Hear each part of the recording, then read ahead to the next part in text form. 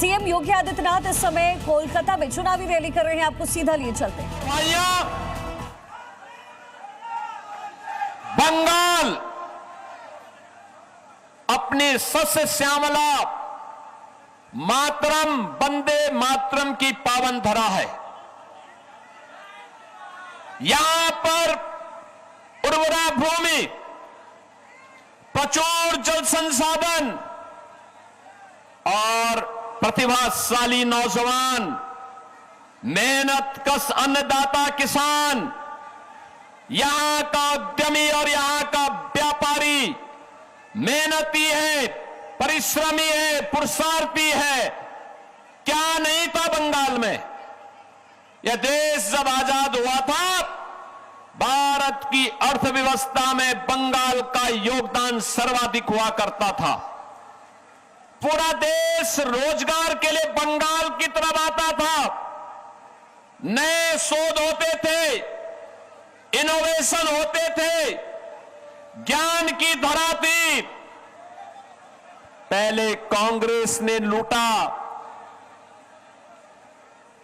फिर कम्युनिस्टों ने नोचा और 15 वर्षों से टीएमसी के गुंडे बंगाल को कंगाल बनाने के लिए सारे के सारे यत्न कर रहे हैं। बहनों और भाइयों, बंगाल आज बदहाल है। जो ज्ञान की धरा थी, आज वो बेरोजगारी के अंधकार में भटकती हुई दिखाई दे रही है। अन्नदाता किसान बदहाल है, उद्योग बंद हो रहे हैं। पिछले 10 वर्ष के अंदर 7,000 से अधिक बड़े उद्योग बंगाल के बंद हुए हैं। हजारों एमएसएमई यूनिट बंद हो गई है। 30 लाख से अधिक नौजवान यहां बेरोजगार हुआ है। लेकिन टीएमसी है और वो ममता दीदी है कि किसी की सुनने वाली नहीं है। उनके कानों में जू नहीं रेंग रहा है। बुआ भतीजे दोनों बंगाल को पूरी तरह यहां के अस्तित्व को समाप्त करना चाहते हैं। आपने देखा होगा कोलकाता का मेयर क्या बोलता है, कहता उर्दू चलेगी यहां उर्दू। और हम तो आज कहने के लिए आए हैं, बंगाली अस्मिता के साथ कोई माई का लाल खिलवाड़ नहीं कर सकता है, कोई खिलवाड़ नहीं कर सकता है।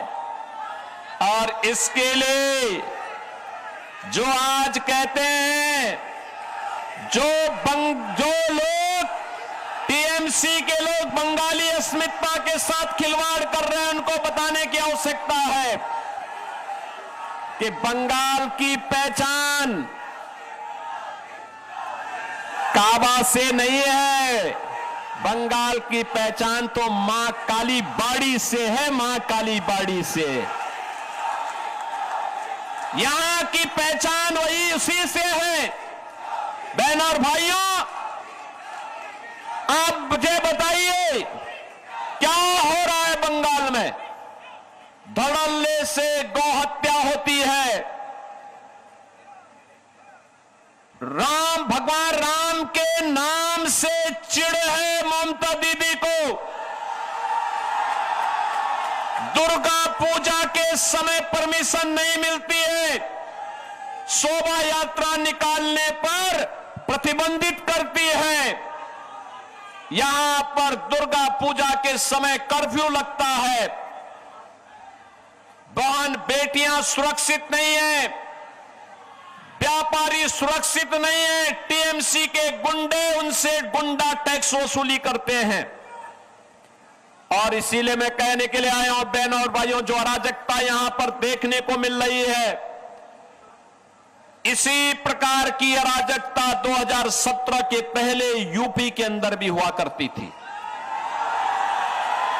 उपद्रव था, कर्फ्यू था, दंगा था, गुंडा था और हर व्यक्ति को गुंडा टैक्स टीएमसी की ही सहयोगी दल समाजवादी पार्टी को देने, उनके गुंडों को देने के लिए मजबूर होना पड़ता था। बहनों और भाइयों,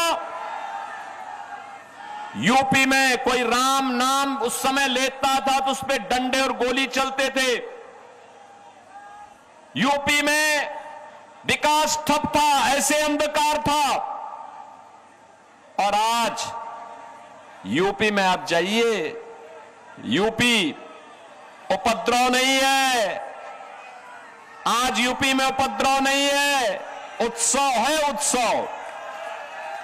कहीं रामनवमी का उत्सव, कहीं श्री कृष्ण जन्मोत्सव का उत्सव, कहीं पर कांवड़ यात्रा का उत्सव, कहीं दुर्गा पूजा का उत्सव, कहीं सरस्वती पूजन का उत्सव है।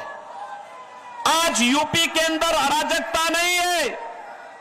आज तो उत्तर प्रदेश के अंदर राम राज्य की एक नए युग में उत्तर प्रदेश के लोग जी रहे हैं। आज वहां पे कर्फ्यू नहीं है, दंगा भी नहीं है। नो कर्फ्यू नो दंगा, यूपी में है सब चंगा। यूपी में सब शांति है। माफिया समाप्त, गुंडा समाप्त।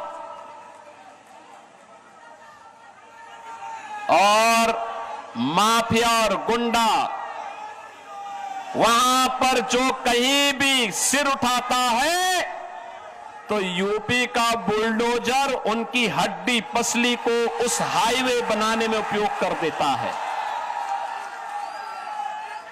जितना भी वहां के माफियाओं ने कांग्रेस और समाजवादी पार्टी की सरकार के समय में सरकारी संपत्तियों पर कब्जा किया था, गरीबों की संपत्ति को, व्यापारियों की संपत्ति को कब्जा किया था, व्यापारियों की संपत्ति व्यापारियों को, गरीब की संपत्ति गरीब को, और सरकारी भूमि सरकार को, और माफिया के द्वारा स्वयं अर्जित की गई भूमि पर फिर गरीबों के लिए आवास बनाने का काम यूपी के अंदर हुआ है।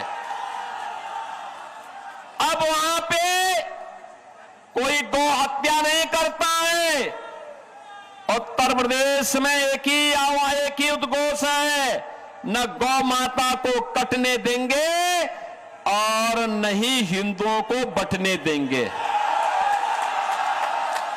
बहन और भाइयों, आज उत्तर प्रदेश राम राज्य के नए युग में जा रहा है।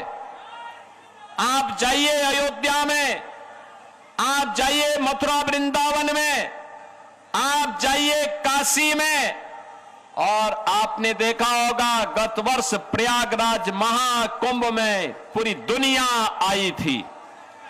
ये है भारत की विरासत के प्रति सम्मान का भाव, और ये तभी होता है जब डबल इंजन की भाजपा की सरकार होती है। याद करिए, हमने अयोध्या को, काशी को, मथुरा को, प्रयागराज को संवारा है, सजाया है। और बंगाल में गुरुदेव रविंद्रनाथ ठाकुर के पैतृक पुश्तैनी प्रॉपर्टी पर टीएमसी के गुंडे कब्जा कर रहे हैं। यूपी में कोई कब्जा नहीं कर सकता।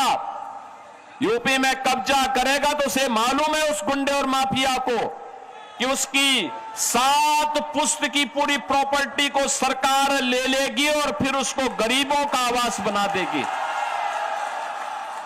और इसीलिए बहनों और भाइयों, मैं आप सबसे कहने के लिए आया हूं, आज आपके पास अवसर है। अभी कल पहले चरण के चुनाव होने हैं, और जो मैंने बंगाल के अंदर बहार देखी है वर्तमान में, जो उत्साह देखा है, परिवर्तन के प्रति जो एक लोगों के मन में एक हृदय की उद्गार देखने को मिला है, मैं कह सकता हूं पहले चरण के होने वाले चुनाव में 80% सीटें भारतीय जनता पार्टी जीतने जा रही है। तो बंगाल में ये चुनाव होने हैं और उससे पहले बीजेपी की तरफ से ये जोरदार प्रचार देखने को मिल रहा है।